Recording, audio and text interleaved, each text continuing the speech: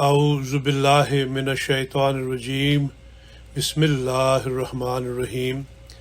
خوشگوار آئلی زندگی is doctor Ahmad رضوان صادق صاحب، صدر مجلس انصار اللہ ناروے.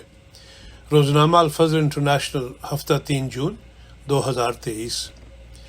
اللہ تعالیٰ نے 5 جگہ نکاح کے موقع پر تقوی کا لفظ استعمال کر کے ہمیں اس طرف توجہ دلائی ہے کہ تمہارا ہر فعل، تمہارا ہر قول، تمہارا ہر عمل اپنی ذات کے لیے نہ ہو، بلکہ تقوی پر بنیاد رکھتے ہوئے، اللہ تعالیٰ کا خوف رکھتے ہوئے، اللہ تعالیٰ کے بھی حقوق ادا کرنے والا ہو اور ایک دوسرے کے بھی حقوق ادا کرنے والا ہو.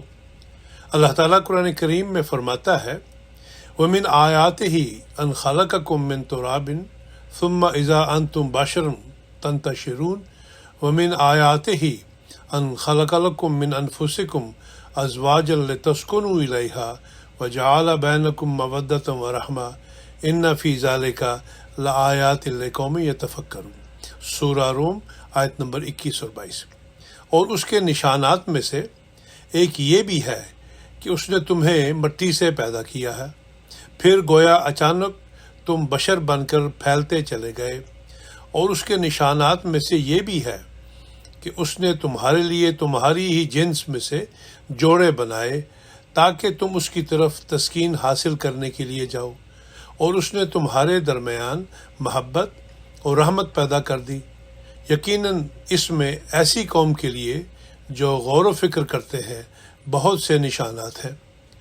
خوشگوار آئلی زندگی کے وسیع موضوع پر ہمیں کئی پہلوؤں سے غور کرنے کی ضرورت ہے، تبھی ہم وہ خدائی نشانات دیکھ سکتے ہیں جن کا ذکر ان آیات میں آیا ہے، اور یوں باہمی تسکین، محبت اور رحمت کا تجربہ کر سکتے ہیں. عموماً دیکھا جاتا ہے کہ شادی کی ابتدا میں کسی حد تک تسکین، محبت اور رحمت نظر آتی ہے، لیکن کچھ عرصہ بعد اختلافات، فساد اور بے سکونی اس کی جگہ لے لیتی ہے. ایسا کیوں ہوتا ہے؟ اس مضمون میں میاں بیوی میں اختلافات کی کچھ بنیادی وجوہات، اس کے کچھ طبی پہلو اور پھر ان کا ممکنہ حل تلاش کرنے کی کوشش کی جائے گی. جب ہم سائنسی حوالے سے انسان کی پیدائش پر غور کرتے ہیں تو معلوم ہوتا ہے کہ ایک کروموسوم کے فرق سے عورت اور مرد کا وجود بننا شروع ہو جاتا ہے. اور اگر کروموسوم میں کمی یا زیادتی ہو جائے یا ترتیب بدل جائے تو ایک عجیب الخلقت چیز وجود میں آتی ہے. اب اسی ایک کروموسوم کے فرق کی وجہ سے بلوغت کی عمر میں پہنچنے پر ایک مخفی اصول کے تحت جنسی ہارمون پیدا کرنے والے غدود ایکٹیو ہونا شروع ہو جاتے ہیں، جن کی وجہ سے جہاں عورت اور مرد کی جسمانی وضع میں فرق آتا جاتا ہے، وہاں ذہنی اور نفسیاتی فرق بھی واضح ہوتے چلے جاتے ہیں. انسان جسمانی تبدیلیوں کو تو آسانی سے قبول کر لیتا ہے، مگر ذہنی اور نفسیاتی اثرات چونکہ اتنے واضح دکھائی نہیں دیتے یا ان کا علم نہیں ہوتا، اس لیے ان کو اس طرح قبول نہیں کیا جاتا. آج ہمیں سائیکالوجی یہ بھی بتاتی ہے کہ عورت اور مرد کے سوچنے اور سمجھنے کے انداز میں بھی فرق ہے، اور یہ فرق دوسرے عوامل کے علاوہ مختلف ہارمونز کی وجہ سے بھی ہوتا ہے. دوسرے عوامل جو ہماری شخصیت کی نشو و نما میں اہم کردار ادا کرتے ہیں، ان میں ماحول، تعلیم و تربیت، مذہب اور وہ روایات بھی ہیں جن میں ہم پرورش پاتے ہیں. عورتوں میں زیادہ تر ایسٹروجن اور پروجسٹرون سے فیمینن یعنی نسوانی، اور مردوں میں ٹیسٹوسٹرون کی پروڈکشن سے میسکولن یعنی مردانہ آثار نمایاں ہوتے ہیں.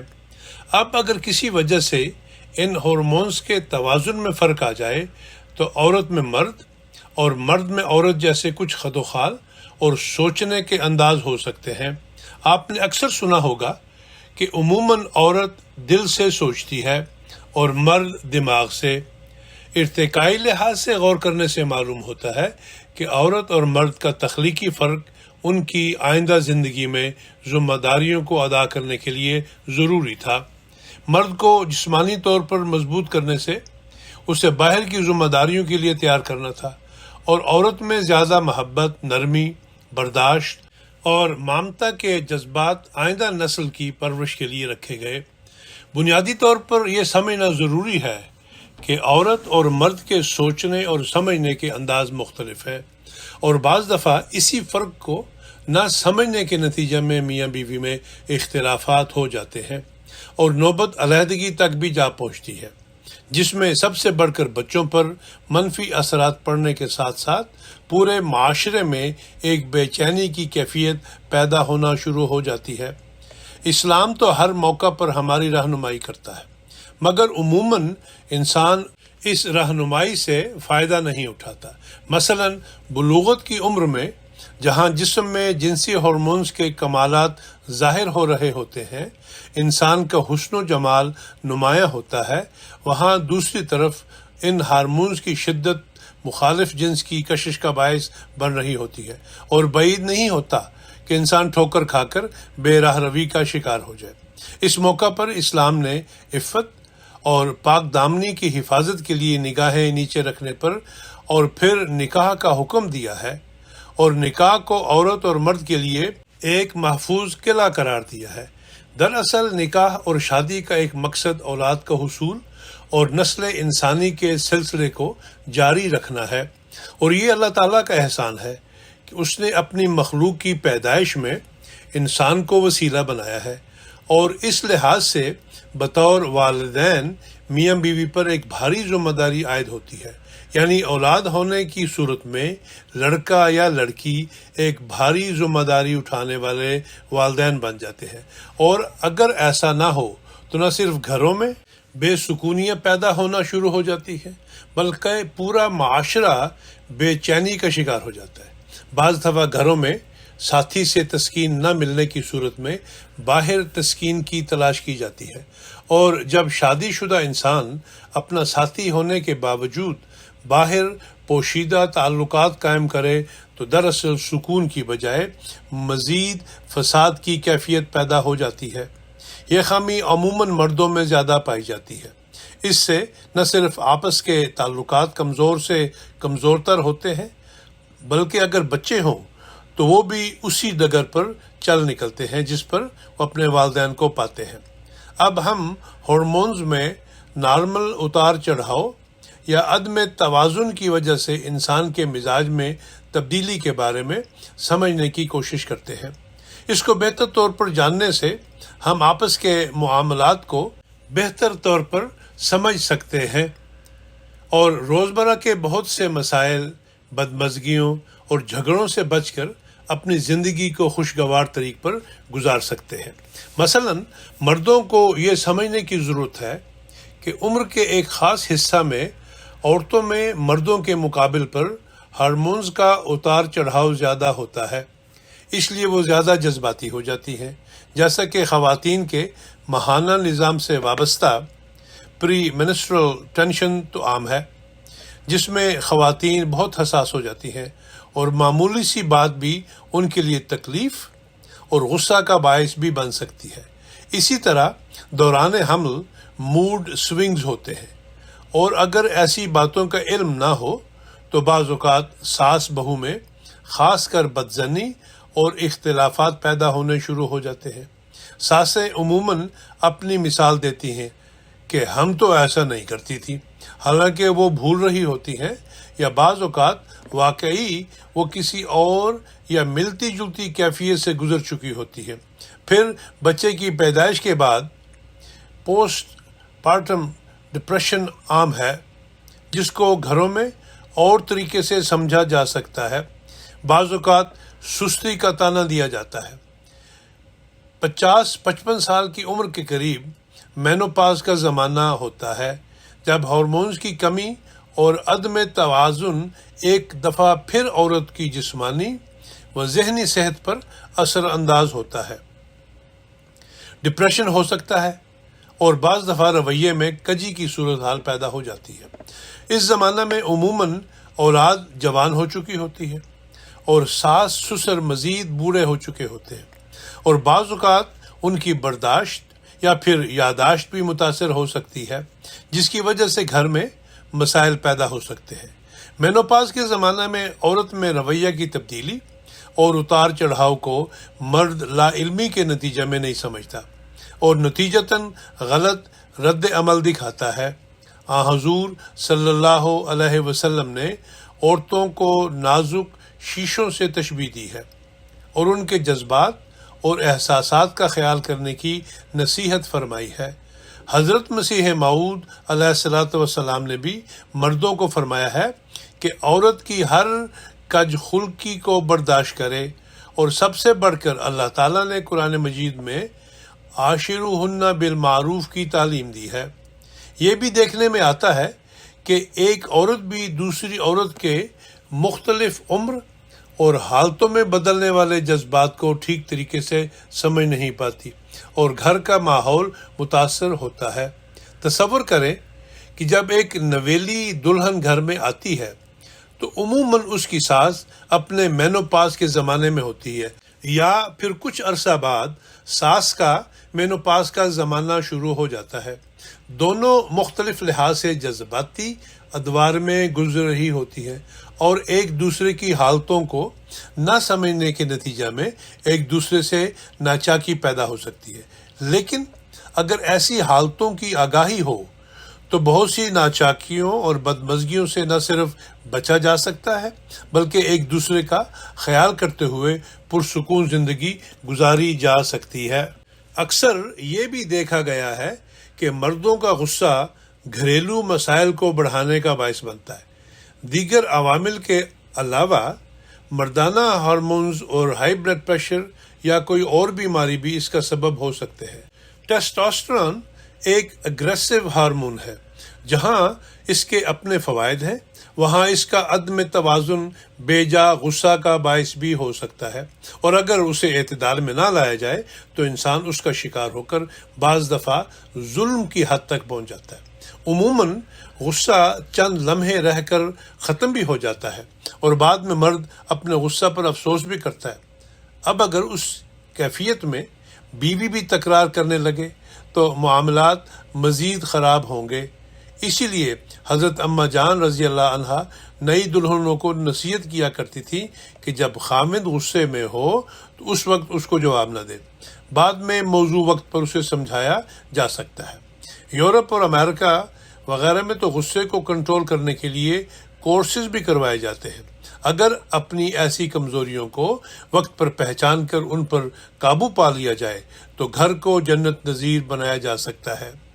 غصے کو اعتدال میں لانے اور برداشت کو بڑھانے کے لیے روزانہ کی بنیاد پر ورزش اہم کردار ادا کرتی ہے۔ ورزش کرنے سے بھی اچھے ہارمونز بنتے ہیں اور خوشی اور امید پیدا کرتے ہیں۔ عموماً جب ایک بیوی اپنے خاوند سے اپنے سارے دن کا احوال بیان کر رہی ہوتی ہے، جس میں کچھ مسائل بھی ہو سکتے ہیں، تو خاوند اکثر ان مسائل کا فوری حل بتانا شروع کر دیتے ہیں، جبکہ عموماً اس وقت بیوی کو حل سے زیادہ اپنی بات سنے جانے کی ضرورت اور خواہش ہوتی ہے، حل کی نہیں۔ مردوں کو چاہیے کہ وہ اچھے سامع بنیں۔ عموماً عورتیں اپنے سٹریس کو شیئر کر کے جب مرد خاموش رہ کر اور تنہائی میں سکون پاتے ہیں، اسی طرح بیوی ہمدردی میں مختلف معاملات میں بغیر مانگے خاوند کو مشورہ دیتی ہے، جس کو مرد سنجیدگی سے قبول نہیں کرتا۔ ہاں، اگر خاوند کے مانگنے پر بیوی مشورہ دے تو خاوند کی نظر میں اس کی بہت اہمیت ہوگی۔ پھر بہت سے معاملات چیزوں کو نظر انداز کرنے سے ٹھیک ہو جاتے ہیں۔ عموماً ہمیں نظر انداز یا صرف نظر کرنا سکھایا نہیں جاتا، مگر جب انسان کوشش کر کے یہ سیکھ جاتا ہے تو اپنے آپ کو ایک سکون کی حالت میں پاتا ہے اور پچھتاوے جیسے عذاب سے بچا رہتا ہے۔ ایک اور بات جو گھریلو ماحول پر مثبت اثر ڈال سکتی ہے وہ یہ ہے کہ میاں بیوی اپنے اپنے حقوق کی بجائے اپنی ذمہ داریوں پر توجہ دیں تو اکثر معاملات کچھ عرصہ میں بہتر ہو سکتے ہیں۔ عائلی معاملات میں عدل و انصاف سے زیادہ احسان اور اطاعت ذی القربیٰ کے اصولوں پر عمل کیا جائے تو گھریلو ماحول خوشگوار ہو سکتا ہے۔ آپس میں بات چیت، اور بہتر کمیونیکیشن بھی مسائل کے حل میں کلیئرٹی کا کردار ادا کرتے ہیں۔ حاصل کلام یہ ہے کہ دوسرے کے سوچنے کے انداز کو مثبت طور پر سمجھنے اور اپنی سوچ میں معمولی تبدیلی لانے سے بڑے بڑے نتائج حاصل کیے جا سکتے ہیں۔ اگر مرد اور عورت ایک دوسرے کی شخصیت کو تبدیل کرنے کی بجائے خامیوں اور خوبیوں سمیت قبول کر لیں اور یہ خیال کریں کہ اللہ تعالیٰ نے اسے مجھ سے مختلف بنایا ہے، پھر وہ اس فرق کو انجوائے بھی کر سکتے ہیں اور ایک دوسرے کو بہتر طور پر سمجھ سکتے ہیں۔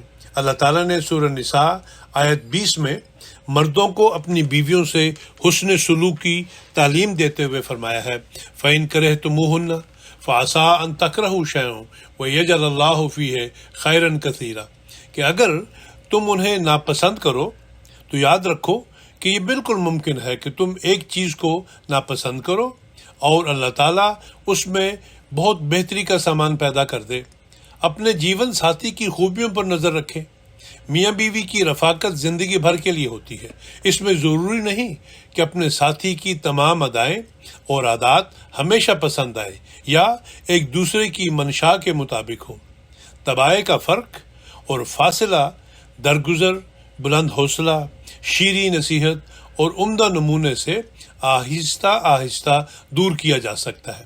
حضور صلی اللہ علیہ وسلم نے فرمایا ہے کہ کوئی صاحب ایمان مرد صاحب ایمان عورت سے بغض نہ رکھے، اگر اس کی ایک خو اسے ناپسند ہے تو اس کی دوسری خو یا وصف اسے پسند بھی تو ہے۔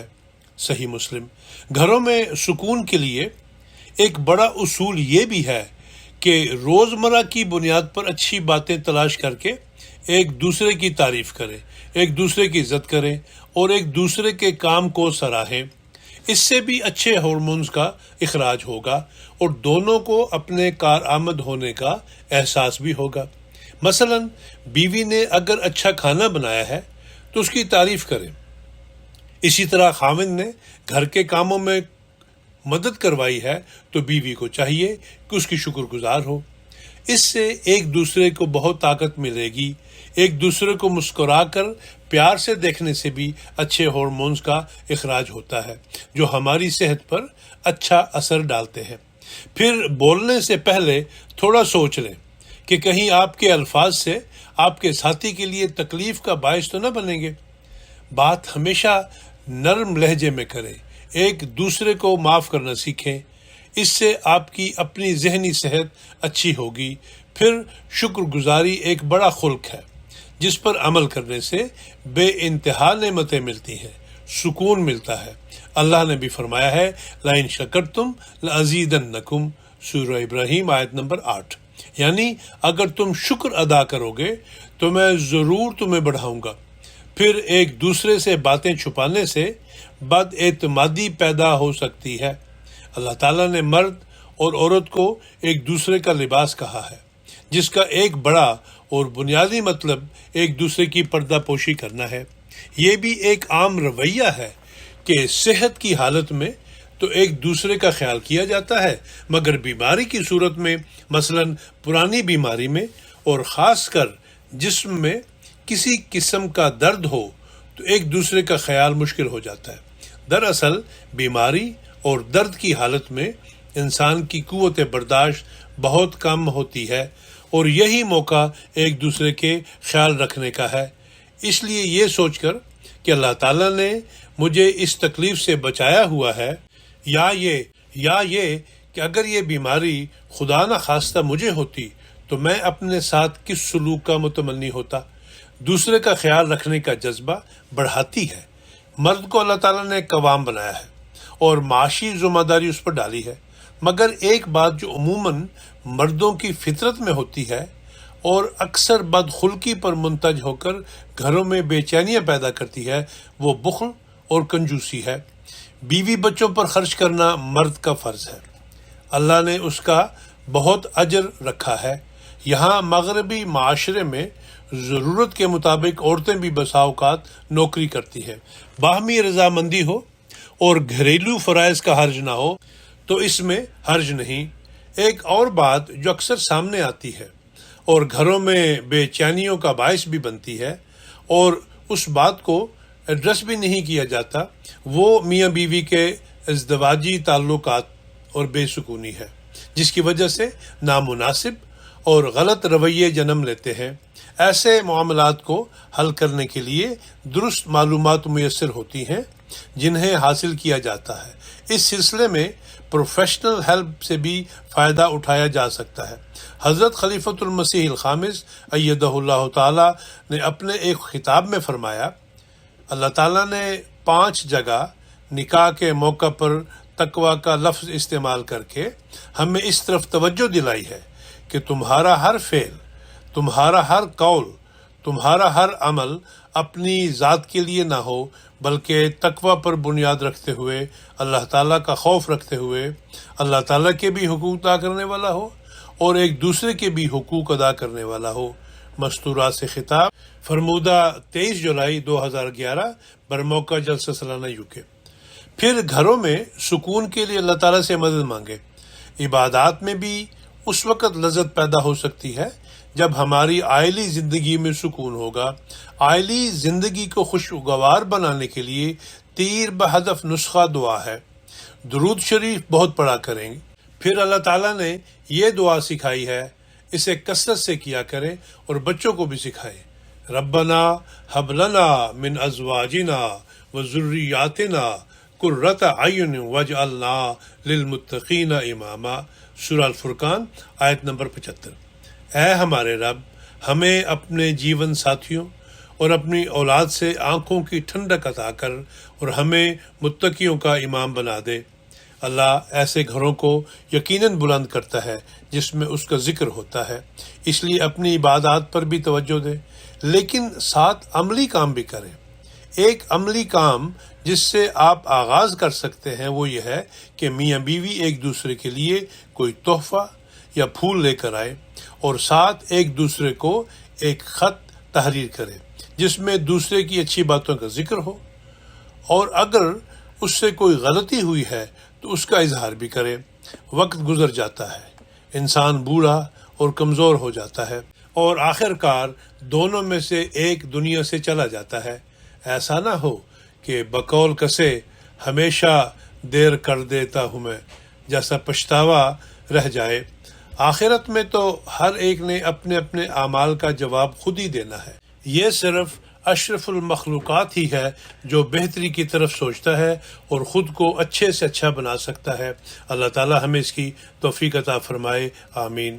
ایک بزرگ احمدی شاعرہ نے میری نظر میں گھر کا مقام کے عنوان سے ایک لمبی نظم لکھی ہے جس میں سے کچھ پیش کر کے اس مضمون کو ختم کرتا ہوں۔